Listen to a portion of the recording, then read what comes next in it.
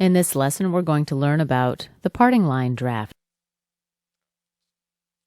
First, let's create a split line.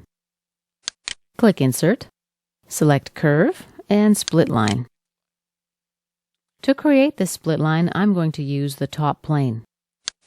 I select it from the tree.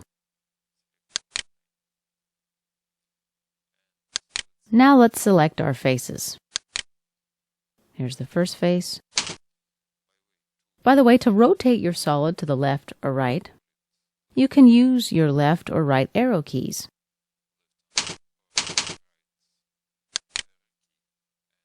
To rotate it up and down, you can also do it with the up and down keyboards on your keyboard.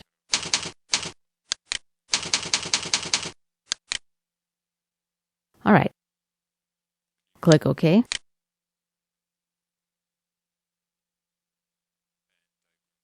Now I'm going to select the Draft tool. From the Draft Type drop-down menu, select Parting Line.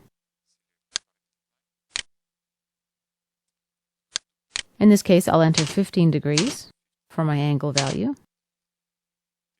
Direction of the pull, I'm going to select this edge. Like in the previous lesson, I can change the direction with this button. Now let's select our parting lines.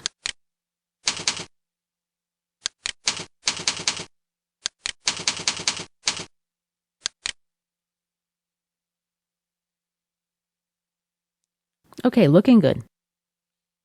We preview by clicking this cute little button here.